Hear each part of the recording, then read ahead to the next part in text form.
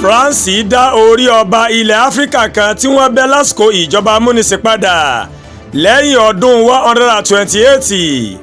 Orílẹ̀-èdè France mà ti dá agbárí ọba Malagasy lórílẹ̀-èdè Madagascar, èyí tí àwọn ọmọ ogun France tí wọ́n mà ṣekú pa lásìkò ìjọba amúnisìn padà. Ìjọba France ó mà dá agbárí ọba Tòhírà àtàwọn méjì míì tó jẹ́ ìjòyè rẹ̀ padà pẹ̀lú ayẹyẹ èyí tó mà wáyé o ní iléeṣẹ́ ìjọba tó ń rí sí ọ̀rọ̀ àṣà nílùú Paris tí í ṣe olúlu orílẹ̀-èdè náà. Ó mà ti lé ní 100 ọdún sẹ́yìn báyìí tí ìjọba France tó ti kó àwọn agbárí náà lọ sílùú Paris tí wọ́n sì kó wọn pamọ́ sí inú ilé ìkó nǹkan ìṣẹ̀báyé sí.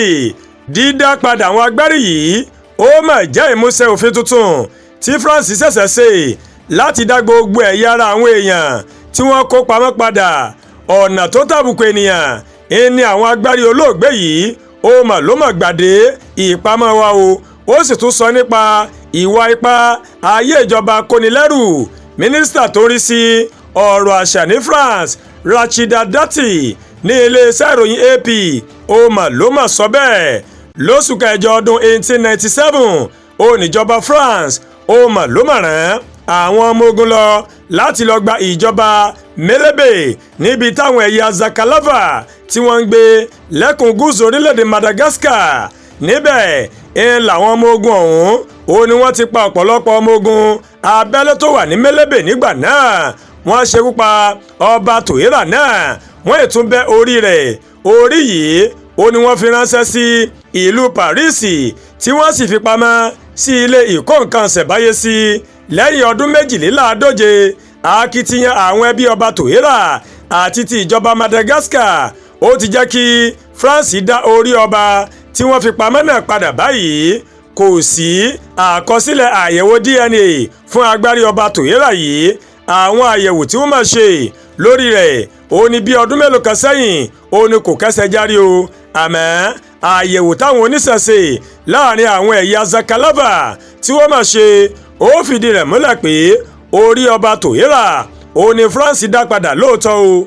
Ẹ̀wẹ̀, mínísítà àṣà lórílẹ̀‐èdè Madagascar Volamiranti Donamara tí òun náà sọ̀rọ̀ níbi ayẹyẹ tí wọ́n fi dá agbárí ọba Tòhírà padà ó mà sọ wípé nǹkan tó ṣe pàtàkì ó níjọba France mà ṣe. Ó ní ọgbẹ́ ọkàn ó ní bí agbárí ọba Tòhírà àtàwọn ìjòyè rẹ̀ méjì tí wọ́n dá padà ó mà ló mà jẹ́ fún àwọn ẹbí wọn ní Madagascar lásìkò tí wọ́n fi wà ní ilẹ̀ òkèrè.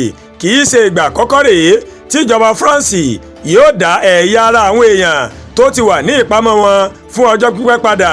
Lọ́dún 2022 ó ní wọ́n dá òkú obìnrin kan ọmọ orílẹ̀-èdè South Africa tí wọ́n pe orúkọ rẹ̀ ní Venus wọ́n dá padà sí South Africa lẹ́yìn tí wọ́n ti kọ́kọ́ ṣe àfihàn rẹ̀ káàkiri ilẹ̀ Yúróòpù.